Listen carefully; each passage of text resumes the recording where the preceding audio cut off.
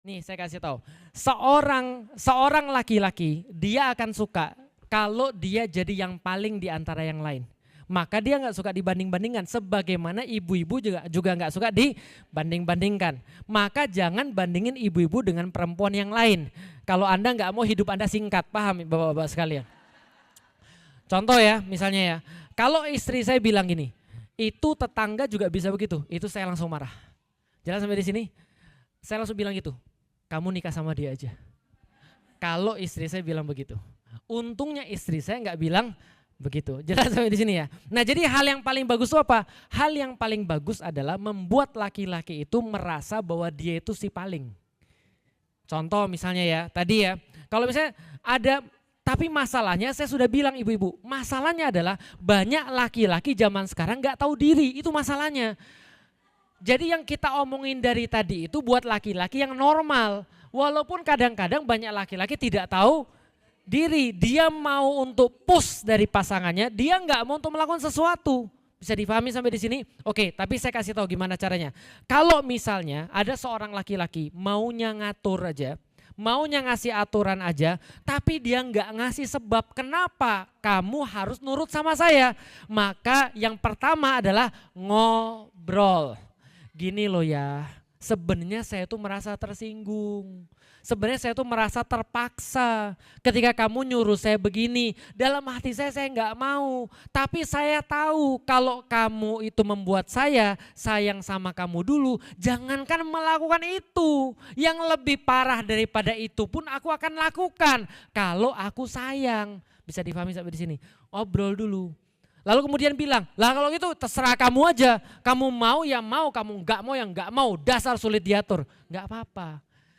Selesaikan sampai di situ, ya udah saya cuma mau ngomong aja. Besok ajak ngobrol lagi. Manusia itu otaknya nggak keras, lembut otaknya, nggak percaya buka aja, gitu kan? Nggak, jadi gini, manusia itu perlu waktu untuk bisa negosiasi. Hari ini dia cuma dengar, tapi hatinya juga dengar.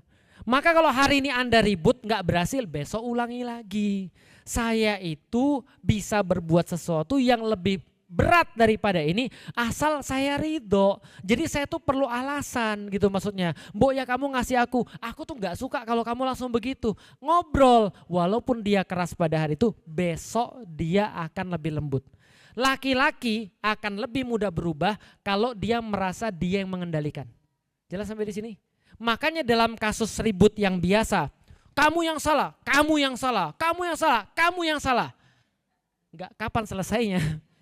Begitu ibu yang bilang, ya mohon maaf saya yang salah. Saya yang salah, saya mohon maaf, ridhoi. Mudah-mudahan saya bisa lebih baik nanti di masa depan. Laki-laki akan bilang, oke kalau gitu semua udah dikendali saya. Dia akan bilang, enggak bukan kamu yang salah, saya yang tanggung jawab. Karena sesalah-salahnya kamu, saya tetap imam kamu. Gitu kan ya? Kecuali laki-laki yang enggak tahu diri tadi. Lah kalau laki-lakinya udah kita minta maaf Ustaz, dia nggak minta maaf terus gimana? Dia nggak ngerti terus gimana? Pelan-pelan. Tidak semua laki-laki itu diajarin hal yang sama. Maka pelan-pelan diajak. Baru setelah itu, baru contoh misalnya, Pak ini ada kajian nih, kayaknya bagus kalau kita dengerin bareng-bareng. Jadi bukan, nih dengerin nih kata Ustadz. Paham ya? Pertama dia marah, yang kedua ada satu lagi hater saya. Jelas ya? Saya tuh udah banyak haters. Jadi jangan ditambah lagi. Makanya kadang-kadang contoh ya, saya kadang-kadang ditempatkan dalam posisi seperti itu. Contoh ya, saya diajak pergi ke rumah temen nih.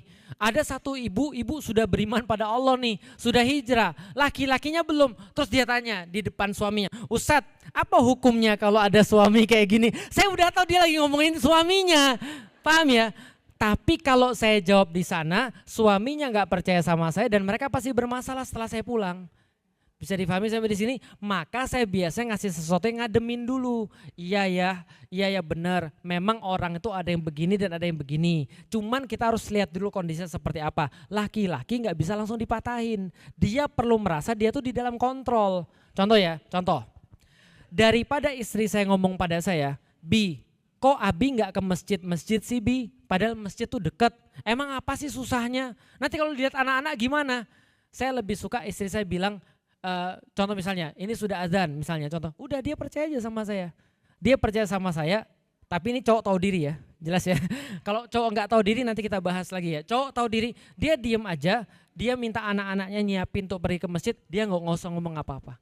Karena begitu dia ngomong sama saya, Abi nggak ke masjid, pergi ke masjid sih, bentar lagi udah mau komat. Itu kayak ngelukain saya. Kayak dia nggak percaya bahwa saya tuh mau ke masjid. Awalnya saya mau ke masjid, saya batalin tuh. Paham sampai di sini? Laki-laki semuanya sama. Karena harga diri lebih penting daripada yang lain. Saya pernah tuh batalin pergi ke masjid gara-gara istri saya ngomong kayak gitu. Dia lagi ngomongin anak-anaknya, tiba-tiba saya kena semprot juga. Saya bilang, salah saya apa? Saya bilang ya, emang pernah kamu ngeliat sekalipun ada azan dan saya nggak ngapa-ngapain, saya nggak pergi ke masjid. Saya jadi tersinggung, paham maksudnya? Karena seolah-olah ini nggak percaya sama saya. Laki-laki itu dikasih kepercayaan. Lah kalau dia nggak tahu diri gimana Ustadz? Ulangi berkali-kali. Sampai dia jadi tahu diri bahwa tugasnya sebagai laki-laki itu provide. Tugasnya sebagai laki-laki itu adalah memberikan contoh, tapi jangan disuruh-suruh. Bisa dipahami sekalian. Bisa dipahami ya. Nah jadi ini penting banget karena laki-laki itu yang paling penting harga. Jadi harga dirinya itu dinaikin dulu. Setelah harga dirinya dinaikin, Anda mau berbuat apa-apa dia jadi budak Anda, serius. Kalau harga dirinya sudah benar, Anda mau nyuruh apa aja terserah, karena dia pasti akan nurut. Jelas sampai di sini ya? Oke, jadi jangan kasih, nih lihat kata Ustadz Felix, jangan. Oke, pertama-tama Bapak Ibu sekalian, kalau seandainya kita berbicara tentang keluarga yang tidak lengkap, apakah itu adalah single parents, apakah itu adalah sesuatu yang lain, misalnya ada seorang suami dan istri tapi tidak punya anak dan segala macam. Jadi sini saya kasih tahu, Allah itu maha adil. Terhadap orang-orang yang diberikan kondisi-kondisi khusus, Allah akan sediakan juga pertolongan-pertolongan khusus. Itu yang bisa kita baca di dalam Al-Quran. Contoh, Musa itu dalam kondisi khusus, dia nggak bisa dibesarkan sama ibunya. Dan itu bukan pilihan ibunya, karena memang kondisinya di saat itu Fir'aun minta bunuh seluruh anak laki-laki. Siapa yang kemudian ditugaskan untuk jaga? Semuanya. Alam diminta untuk jaga, sungai diminta, Sungai Nil loh Ibu. Saya belum pernah pergi ke Sungai Nil, tapi kata Sungai Nil itu kayak laut. Bayangin, Sungai Nil itu dihanyutkan anak di situ bisa selamat sampai ke ujung.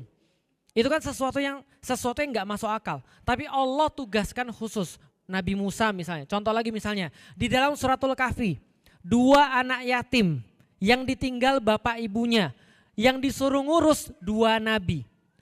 Yang paling jelas Nabi Muhammad Sallallahu Alaihi Wasallam. Coba lihat Nabi Muhammad. Pas dia lagi kemudian belum lahir, bapaknya sudah nggak ada. Pas dia kemudian setelah lahir, ibunya nggak ada. Dibesarkan, kakeknya diambil. Setelah itu sama pamannya juga nanti akan meninggal juga. Cobaan terhadap orang-orang tertentu yang Allah kasih kondisi yang spesial, itu pertolongannya juga spesial. Jadi yakin dulu, walaupun kita membesarkan anak-anak itu single parents dan itu bukan karena pilihan kita, insya Allah anak-anak ini bisa berkembang karena pertolongannya dari Allah. Saya pernah membahas tentang banyak sekali anak-anak yatim yang jadi orang-orang hebat. Tadi saya sudah cerita semuanya. Ulama-ulama banyak banget yang bapaknya nggak ada. Salah satunya adalah Imam Syafi'i. Itu bapaknya nggak ada. Kenapa dia bisa jadi begitu? Karena hubungan ibu sama anaknya itu senantiasa baik. Gimana caranya? Komunikasi. Maka lihat tentang anak dan orang tua di dalam Al-Quran itu selalu ada komunikasi. Nabi Ibrahim ke bapaknya, nak kira-kira gimana nak menurut kamu kalau seandainya kamu harus disembelih? Pertanyaan saya, mungkin gak itu obrolan pertama Ibrahim sama Ismail? Gak mungkin. Gak mungkin ini obrolan pertama. Pasti sebelum-sebelumnya mereka sudah pernah ngobrol. Sehingga ketika ngobrol yang bersifat kayak gitu pun itu santai aja. Seorang anak Yusuf ngomong sama bapaknya, Pak saya mimpi. Pertanyaan saya, Yusuf ketika mimpi tentang ada 11 benda langit itu yang bersujud kepada dia, berikut kemudian matahari dan bulan itu dia sudah tahu belum itu saudaranya? Dia sudah tahu belum itu saudaranya? Dia sudah tahu. Dia ketika mimpi, dia sudah tahu itu adalah saudara-saudaranya yang bakal sujud sama dia. Sedangkan matahari dan bulan itu bapak dan ibunya. Dia sudah tahu semuanya. Makanya dia pakai kata gantinya adalah kata ganti manusia, bukan kata ganti benda. Jadi saya melihat mereka semua bersujud kepadaku. Bukan saya melihat itu semua bersujud kepadaku. Paham sampai di sini? Dia udah tahu bahwa itu adalah semua adalah saudaranya.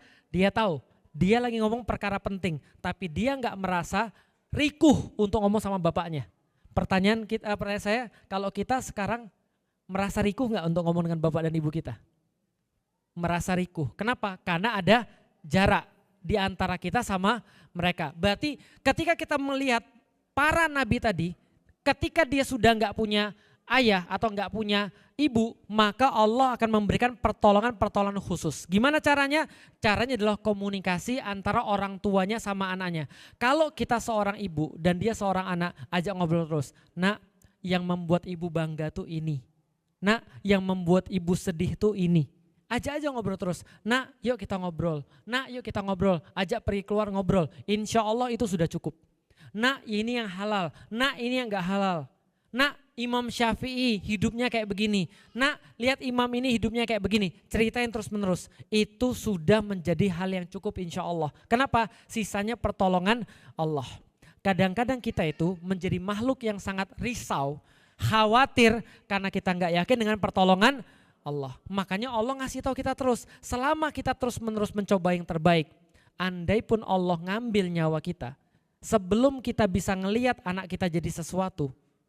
Itu udah cukup. Karena selanjutnya yang ngurus adalah Allah. Bayangkan anak yatim aja yang bapak ibunya diambil Allah. Itu diurus oleh para nabi. Kalau kita benar-benar niatin anak kita semuanya untuk Allah. Kita ngajarin dia semua karena Allah. Meskipun kita nggak ada pun insya Allah dia jadi. Kalau orang zaman dulu bilang gini. Orang zaman dulu punya berapa anak? 11, 12, 15. Saya yakin ibu-ibu ini masih ada yang produk-produknya ini. Ada yang anak ke-9, ada yang anak ke-10 dan segala macam. Ternyata semuanya jadi, belum ada sekolah, belum ada kemudian parenting, belum ada segala macam. Kok bisa jadi? Doa ibu itu penting. Ngajak ngobrol orang tua itu penting. Mungkin zaman dulu orang tua gak disibukkan dengan banyak hal sehingga bisa ngobrol dengan anak-anaknya. Yang sekarang justru kita belajar parenting segala macam tapi ngajak ngobrol anak jarang. Padahal ibu-ibu itu sudah dikasih karunia untuk bisa ngobrol sama anak-anak. Artinya adalah apa? Allah cukup insya Allah. Apalagi kalau ibu-ibu sudah benar-benar punya niatan untuk ngajak anak ini untuk benar-benar menghamba kepada Allah. Artinya kalau ibu sendiri single parents jangan khawatir. Idealnya jelas ada ayahnya. Tapi yang kalau seandainya itu pun belum ada, itu tidak menghalangi bahwa insya Allah anak ini jadi orang yang hebat. Sudah banyak judul-judulnya. Sudah banyak yang sebelum-sebelumnya jadi orang-orang hebat walaupun kemudian dari keluarga yang single